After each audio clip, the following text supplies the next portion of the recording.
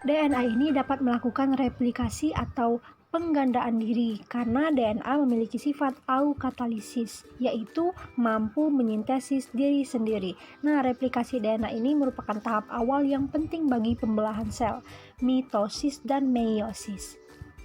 Nah, teman-teman, untuk melakukan replikasi, DNA juga memerlukan beberapa perlengkapan, antara lain utas DNA lama yang berfungsi sebagai cetakan, yang kedua enzim DNA polimerase, serta 4 macam nukleotida.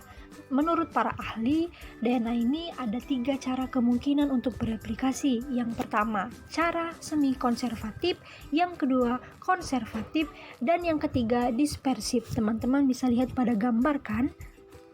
Pada gambar teman-teman bisa lihat ada tali berlilit berwarna pink dan tali berlilit berwarna biru.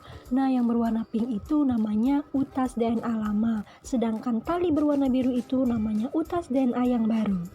Kita masuk pada cara replikasi DNA yang pertama, yaitu cara semi-konservatif.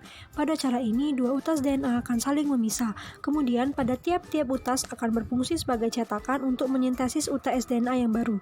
Dengan demikian, setiap utas DNA yang baru akan membawa utas DNA yang lama.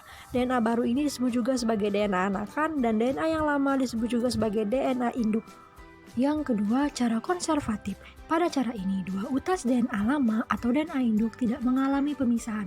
Namun, keduanya dapat membuat DNA double helix yang baru, sehingga pada akhir replikasi akan terbentuk dua DNA double helix atau DNA baru. Yang terakhir, cara dispersif. Pada cara ini, utas DNA induk akan terputus-putus. Nah, segmen yang terputus tadi akan menyambung pada utas DNA yang baru.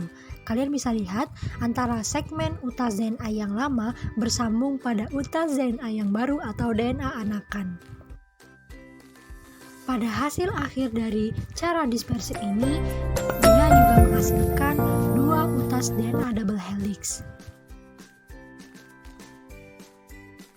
Secara lebih jelas, teman-teman bisa lihat pada gambar ya.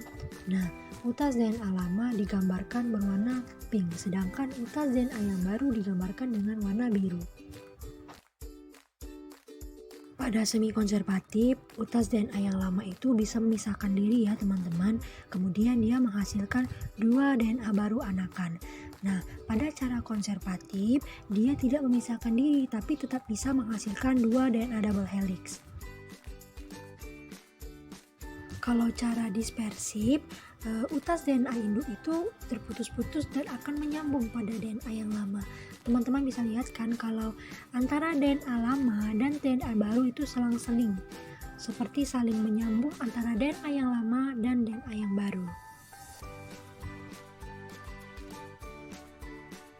Oh iya, proses replikasi DNA ini terjadi dengan laju yang sangat cepat. Sebanyak 4.000 nukleotida bereplikasi setiap detiknya. Setiap dua molekul double helix DNA yang baru akan membentuk sebuah kromatid. Nah, replikasi DNA ini membentuk dua kromatid yang terdapat di dalam kromosom yang siap membelah. Dengan proses ini, kromosom itu digandakan, tetapi tetap terikat menjadi satu melalui sentromer. Intinya teman-teman, bahwa DNA itu bisa melakukan replikasi atau penggandaan diri karena DNA ini punya sifat eukatalisis. Nah, jadi dia itu bisa menyintesis dirinya sendiri. Replikasi DNA ini adalah tahap awal untuk pembelahan sel. Ada dua pembelahan sel, ada mitosis dan juga meiosis. Replikasi DNA membentuk dua kromatid yang terdapat di dalam kromosom untuk siap membelah dirinya. Replikasi pada DNA ada 3 menurut para ahli ya. Ada semi-konservatif, ada konservatif, dan dispersif. Sekali lagi, Digambarkan pada gambar di atas bahwa utas tali berwarna pink itu dianggap sebagai DNA yang lama atau DNA induk, sedangkan utas tali berwarna biru itu namanya DNA baru atau DNA anakan.